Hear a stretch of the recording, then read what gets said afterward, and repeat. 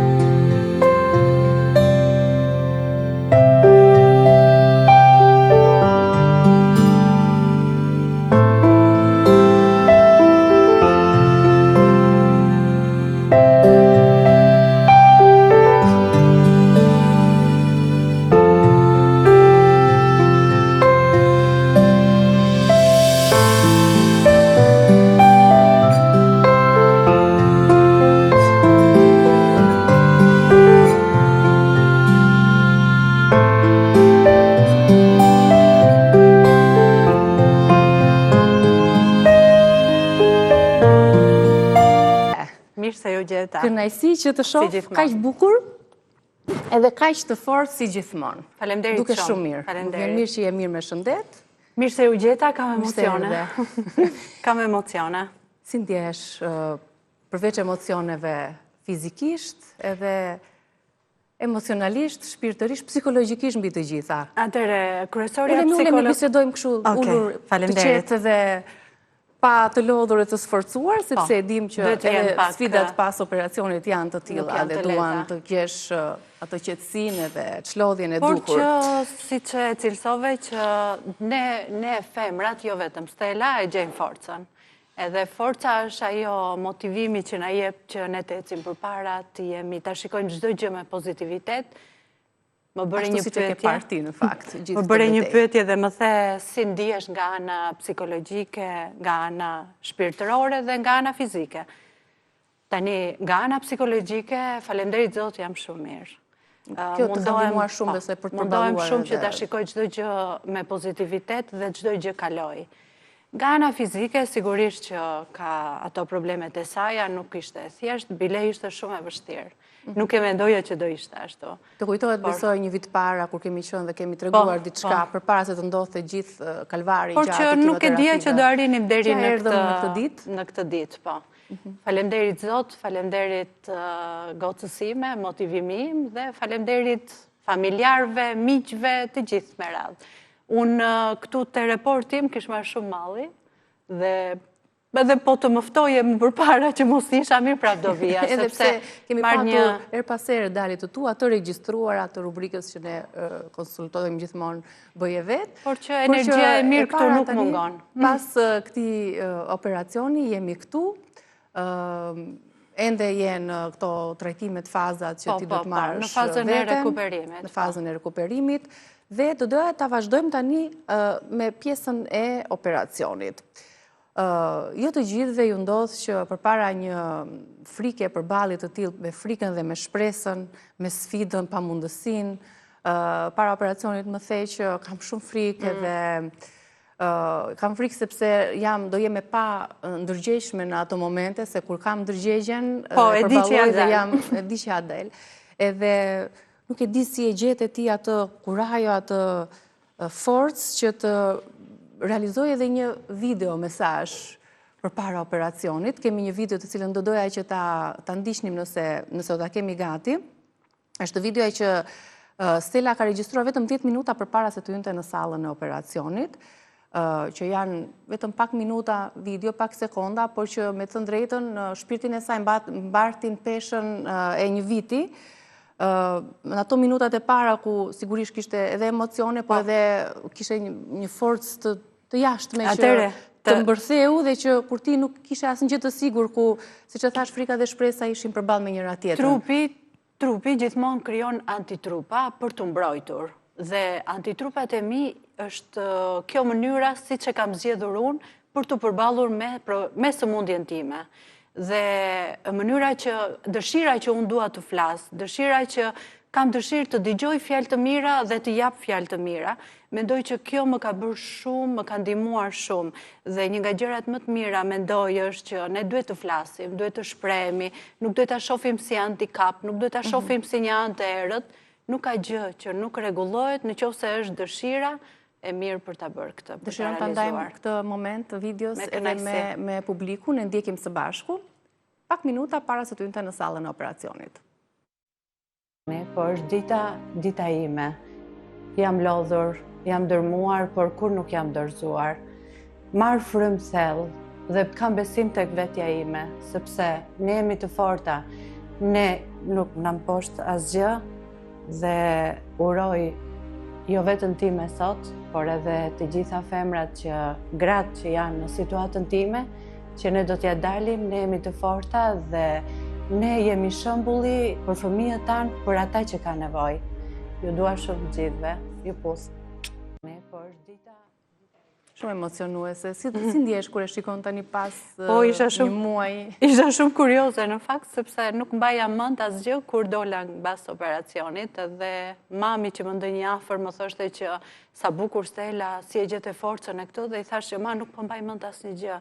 Do të thënë kam qenë me mbushur me emocione, por kur e pash pastaj emocionova shumë. Edhe nuk e di, më kanë shkruar shumë zonja, sepse unë komunikoj shumë në Instagramin tim, dhe me anë të kësaj videos më kanë shkruar shumë zonja që e kanë përjetuar të njëjtën gjë, të njëjtat emocione, të njëjtat, vetëm që nuk e kemi realizuar dhe ne, Stella, dhe shumë mesazhe të tilla vijnë që bravo Stella që e tregon këtë gjë, sepse fundit sfidat për ne njerëzit janë. Kështu që sa orë zgjati operacioni dhe ai zgjimi pas, kur ti kishe një trup të ri, kur ti përqafove trupin tënd të ri? Operacioni nuk ishte i thjesht, zgjati gati 5 orë e gjysmë, 6. Doktorët thanë që doli me sukses dhe në fakt doli shumë mirë. Ishte i vështirë, sidomos post operimit ishte faza e rekuperimit është goxha e vështirë, por që nuk e di, mua më duket sikur jam me njëjta akoma. Të vetë me ndryshim që unë shoh në trupin tim janë akoma këto flokët që me zi pres. Paruket? Po, paruket që me zi pres që të dalin. Kanë filluar të dalin flokët? Se tani kanë filluar i qoj dhe flok këto. Personi parë që ti me të cilin fole pas operacionit, kur dolja i ilaçi narkoza? Atëre, i vetmi ilaç që më shëron mua është goca ime. Ajo erdhi direkt që më takoi, më zgjoi, më ktheu në realitet. Edhe i thash vete Stella, iku e madhja, mbaroj çdo gjë, në qoftë se do ketë gjëra të tjera, terapi janë shumë të vogla me atë që kam kaluar. Pastaj ishin prindrit, njerëzit e mi, kështu që mendoj që kaloj mirë. Vendimi për t'i hequr të dyja gjinjt, besoj ka qenë një vendim i vështirë për të pranuar në radhë të parë, për ta marrë në konsiderat si do të shkoj, si do të dukem, pastaj zëndësimi që ti i ke bërë apo jo me anë të silikonit. Po, protezave. Shumë gra mendojnë se edhe thonë që heqja e operacionit gjirit, pra heqja të dy gjinjve të bën të ndihesh më pak grua. Ti çfarë ndjeve dhe si e përballove këtë pjesë? Nuk e mendoj kështu, sepse të qenurit grua do të thotë çdo gjë tjetër për mua. Të qenurit grua do të thotë që ti pëlqen veten tënde, ti e do ashtu siç je. Edhe ndoshta edhe pa gjoks, sepse ka shumë gra që nuk kanë mundësi ose nuk duan që të vënë diçka të re në trupin e tyre. Dhe rin pa gjoksin e tyre dhe prap duken bukur, sepse e bukura është që ne duhet ta pranojmë veten kështu siç jemi. Në qoftë se unë ndihem mirë, atë do transmetoj dhe te të tjerët. Në qoftë se unë kam diçka që nuk shkon, sigurisht që unë e transmetoj dhe të tjerët. Kështu që mendoj që të qenurit grua është të qenurit vetvetja. Dhe ta duam veten ashtu siç jemi. Tani, pas kësaj faze, ku të duhet që të mbash edhe një mbrojtëse, si të thuash... Janë recipeta postafat për post-operacionit. Janë të... forta, të shtrënguara. Nuk e menaxhon shumë mirë, sepse të shtrëngojnë, të marrin frymën, por që është e detyrueshme që duhen mbajtur. por që janë gjëra shumë të vogla me atë që kalvar të gjatë vuajtjesh prej gati një viti, apo jo? Po, gati një viti. Para kësaj, sigurisht, beteja tjetër, sfida edhe që ka qenë ndoshta më e vështirë, më ke thënë, se sa operacioni, kanë qenë seancat e kimioterapive, apo jo? Që me efektet anësore të fuqishme që kimioterapia jep në organizëm, rënja e flokëve, momentet të cilat ti i ke fiksuar dhe i ke fotografuar, i ke aty... Sepse cilësoj gjithmonë atë. Ka një arsye tjetër të veçantë që ti mbani, i hedh në Instagram... E cilësoj këtë gjë, që ka shumë femra që e vuajnë këtë gjë. Falë Zotit, prandaj thash që nga ana psikologjike jam shumë mirë. Dhe kjo do të thotë shumë për një person që ka një sëmundje të tillë. Dhe prandaj mundohem që t'i ndaj çdo gjë, çdo emocion timin me veten time. Ja, këtu është kemioterapia e parë që unë jam me flokët. Këtu më kanë rënë flokët, që duhet ta pranoj veten. Këtu janë efektet anësore të kemioterapisë. Këtu është parukë e parë, që isha e pavendosur. Se ke dhe eksperimentuar me disa lloje, apo jo? Parukeve? Kjo është parukë e parë, më duke vetja pak çuditshëm, dhe këtu jam gati një javë para operacionit. Dhe thash që do të përmbledh në një video për të treguar ato emocionet dhe atë pranimin e këtyre gjërave që duhet i bëjmë. Sepse jeta është shumë e rëndësishme. Jeta është e rëndësishme si për ne të parët, në vetën e parë, por dhe për njerëzit që na rinë afër. Patjetër, që pjesa e familjes vuan akoma dhe më shumë se sa vetë personi që e ka mbi shpatulla. Do me thënë, unë nuk do të harroj kur ditët që ne prisnim bashkë me gocën, kur të mbaronin efektet e kemioterapisë. Si i ka përjetuar të gjitha këto ndryshime në familjen tuaj, Armonia, vajza jote? Armonia gjithmonë është dashur, ajo është armonia ime, është pozitiviteti im, është dëshira ime që të eci para. Dhe çdo ditë më thoshte, unë duke e bërë të qartë që është një kalvar dhe janë disa ditë që mami nuk do jetë mirë. Dhe vërtet ishte pa mundur që unë ta menaxhoja veten time. Dhe ato 6 ditë maksimumi, unë isha në divan ose në krevat keq. Dhe e fiksoj. Po sigurisht dhanë efekte. Edhe me ndryshimet në... Po. Në humor, në gjendjen fizike, në trupin tënd. Po, e vërtet është. Edhe ne morëm kështu si loj pasaj. Çdo kemioterapi tjetër ishte, mami, çfarë dite është sot? I thosha, unë dita e 5, jej, dhe një ditë edhe mbaruam. Dhe vërtet ditën e 6, 7, unë isha në këmbë. Kështu që e kaluam çik me këto, prisnim ato ditët që të kalonin, që të vinin ato ditë të bukura. Sepse janë edhe mosha e saj, dua të cilësoj edhe këtë gjë. Po, përveç se kësaj, ato ditët e bukura, Niki, basa saj anet e erët që ti kalon atë kemioterapi me ato efektet shumë të forta, e shijon aq shumë ato ditët pastaj kur ti nuk i ke këto efekte, kur ti ndihesh mirë, i shijon me një kënaqësi, thua sikur po bën një gjë të jashtëzakonshme. Dhe bëhesh gati për ta përgatitur veten për të radhës, apo jo? Sa të tilla u deshën për operacion? Unë bëra 6 të tilla, por që ishin të forta. Ishin të forta që doktoresha ime më tha mos të bëja 12 seanca, me qënë se trupi im i përballonte, i bëra në 6 seanca. Kështu që i përmblodha më shumë që të mbaroja më shpejt. Po që kur bëra operacionin, një nga problematikat që ishte që ruazat e kuqe të mia ishin shumë të ulta nga kemioterapia. Dhe me qënë se pata një hemorragji të vogël në bas operacionit, ruazat zbritën poshtë.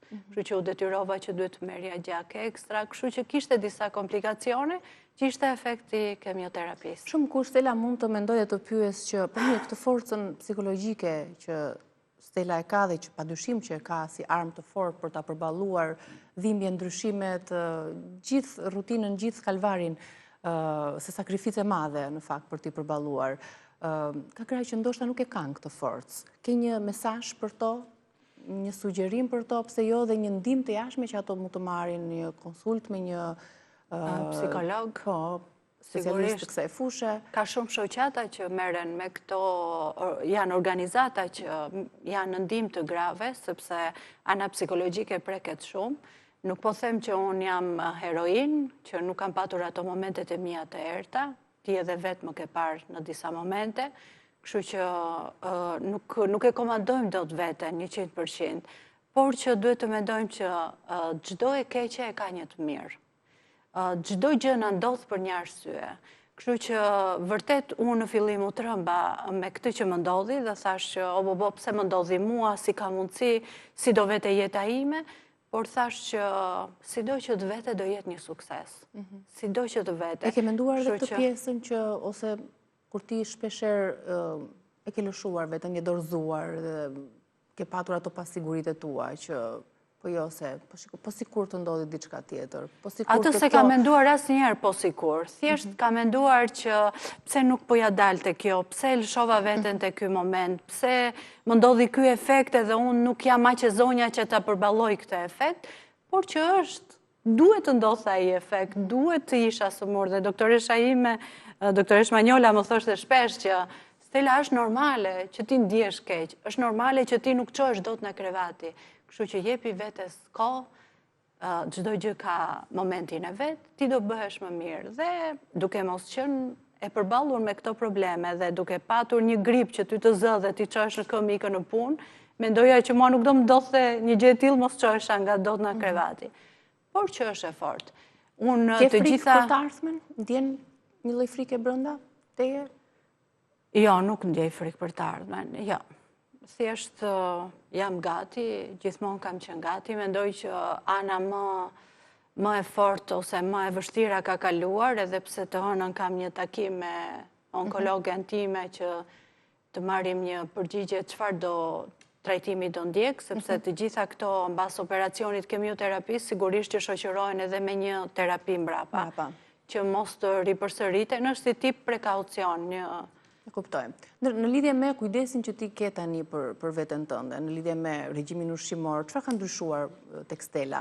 Nuk ka ndryshuar asgjë, sepse unë gjithmonë kam qenë e kujdesshme te vetja ime, përveç se shoh disa kile më tepër, ose ndoshta është kjo fryrja nga medikamentet që kam marrë, këtë e vëre te vetja ime, kurse kështu unë jam munduar gjithmonë të ha shëndetshëm, aktiviteti fizik po më mungon, por që ngadal të gjitha. Po, këto kujdesi për peshat që nuk duhet të kesh, ose sforcimet në fakt. Absolutisht, këto as makinën nuk e ngazhdot, as peshat nuk duhet të ngrë, kështu që ka disa gjëra të vogla. Po janë shumë të vogla përballë Po, janë shumë të vogla. Kjo betej, përveç forcës shpirtërore, psikologjike, sigurisht që ka edhe shumë shpenzime financiare.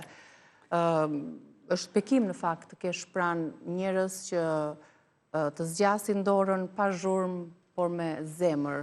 I ke patur këta njerëz, si ke përballuar gjithë anën financiare, kimioterapit, trajtimet, operacioni, post-operacion, duke qenë se je dhe një nënë e vetme. Sigurisht që shpenzimet janë shumë të mëdha.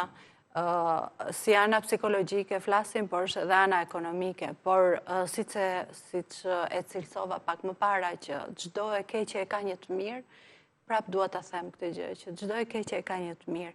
Unë fal kësaj sëmundje njoha njerëz të shkëlqyer, njerëz që më kanë dhënë afër, njerëz që më kanë ndihmuar pas një interes, njerëz që e kanë zemrën e madhe. Dhe për më tepër më kanë mbështetur si nga ana financiare, ekonomike, por dhe nga ana shpirtërore. Dhe këtu dua të flas për televizionin që unë punoj. Mund të duket klishe, sepse unë punoj këtu dhe duhet të flas për televizionin tim, por jo. Jam mirënjohëse gjithkohës për mbështetjen si shpirtërore që për mua nuk ka të paguar, edhe mbështetjen financiare. Nga më i madhi deri tek më i vogli, kështu që ju falenderoj dhe ju dua të gjithë. Bëhet qefi që të paktën edhe këtë pjesë, sepse është edhe stres në vete për çdo familjar, për çdo person që kalon në këto kalvare, që janë protokollet për të ndjekur edhe që janë për tjetër të kushtueshme. Kemi shumë mangësira nga shteti, por që nuk duhet të futemi në këto linja, por duhet të flasim për gjërat e bukura dhe për këtë sëmundje që mendoj që duke qenë që është 1 në 6 gra ndodh të diagnostikohet, prevalenca e tillë do të jetë edhe në të ardhmen, po. Kjo është shumë problematike dhe shumë e hasur për ne gratë. Tani, mesazhin që do të drejtoje stelave që janë aty jashtë te ekranit dhe po na ndjekin, grave që pavarësisht moshës kanë forca të ndryshme që është dhënë nga forca e tyre e brendshme, nga drita e tyre e brendshme për t'i përballuar. Se me thënë drejtën, kur të shoh ty kam parasysh tamam vetëm një grua që lufton, luftarake dhe që shumë optimiste dhe kështu në fakt duhet jetë çdo grua për ta përballuar, se forca psikologjike që ka aq e madhe sa mposhtë çdo pjesë tjetër pastaj i përballon më mirë sëmundjen, sfidat. Duhet të shijojmë çdo ditë. Duhet ta shijojmë çdo ditë sikur është e fundit. Edhe pse nuk jemi e pa diagnostikuar me këtë sëmundje. Duhet ta shijojmë atë lindjen e diellit, atë përqafimin e të dashurit që kemi afër, të fëmijëve, të njerëzve, të kolegëve. Kështu që jeta këto ka gjëra të bukura dhe mendoj që jeta është e ndërtuar me gjëra të vogla. Gjërat e mëdha ndodhin një herë në ca kohë, kështu që mund të shijojmë këto të vogla ditë për ditë. Nëse do t'i shkruaj një letër për gruan që ke qenë përpara kësaj sfide, dhe ti e ke shkruar një letër. Unë e kam shkruar. Do t'i thoje Stelës, një letër për veten. Pse jo? Ka momente që ne na dërgojnë letra, na bëjnë surpriza, familjarët, miqt, i kemi ezauruar këto në ekran televiziv. Por që është shumë e bukur. Këto moment kemi zgjedhur që pse jo, këtë herë surprizën Stela t'ja bëj Stelës para operacionit, vetes së saj. Unë një kërkoj ndjes sepse kam shkruar, nga që kam shumë emocione dhe kam dëshirë që ta lexoj. Me kënaqësi, ta dëgjojmë të gjithë. Atëherë, e dashur vetja ime, e di që nuk ka qenë e lehtë. E di sa shumë ke duruar pa folur, sa shumë ke qarë pa zë, dhe sa herë je ndjerë e lodhur, por ke zgjedhur të ecësh përpara. Ti je përballur me një sfidë që të ka tronditur shpirtin dhe trupin, por nuk e lejuar që ajo të të thyej. Në vend të dorëzimit ti ke zgjedhur shpresën. Në vend të frikës ke zgjedhur dashurinë për jetën, për vajzën tënde, për ata që të duan. Ke qëndruar edhe kur ke pasur të drejtë të biesh. Ke buzëqeshur edhe kur zemra të ishte bërë në copa. Dhe kjo të bën të jashtëzakonshme. Mos haro asnjëherë, ajo që kalove nuk të përcakton, por mënyra si e përballe, ajo po. Ajo flet për forcën tënde të vërtet. Ti je një grua me zemër të madhe, me qëllim të madh dhe me një histori që të frymëzon. Ky kapitull nuk është fundi. Është dëshmia që ti edhe në terë e di si të kërkosh dritën. Dhe drita do të vi, sepse ti e meriton. Shumë e bukur, shumë emocionuese. Mua më prek shumë, e ndjej shumë, por duhet të them diçka. Unë gocës ime ja kam premtuar që mami nuk do derdh asnjë pikë lot. Ne jemi të forta, ne do t'ja dalim dhe ditë të bukura vinë mbrapa. Shumë bukur, shumë e bukur si mesazh për çdo që është duke ndjekur këtë hapësirë, të bisedë për të marrë sa do pak frymëzim edhe forcë. Ka gra që shkëlqejnë kur janë të bukura, ka gra që ndriçojnë kur ato mbijetojnë, edhe Stela, edhe shumë Stela të tjera që janë aty jashtë, siç e theksoj her pas here, na tregojnë çdo ditë me forcën e tyre se forca në fundit nuk është në trup, por është brenda nesh, është në shpirtin ton. Dhe për të mësuar mbi të gjitha se jeta mbi të gjitha është një dhuratë, e duhet jetuar. Shumë e drejtë. Falenderoj. Të uroj gjithë mirat, shëndet, dhe të mirëpres në rubrikën bëje vetë për ta vazhduar ciklin e këshillave. Faleminderit shumë, Niki. Më pëlqen shumë kjo energjia pozitive dhe mirë se të vi në këta njerëz kaq mirë. Na bëhet shumë qefi që je rikthyer më e fortë se kur. Përcjellim Stelën, kalojmë në publicitet dhe më pas do të udhëtojmë larg në Amerikë. Është një takim i rastësishëm shumë i bukur i dy artistëve, të cilët do të prezantoj pas pak.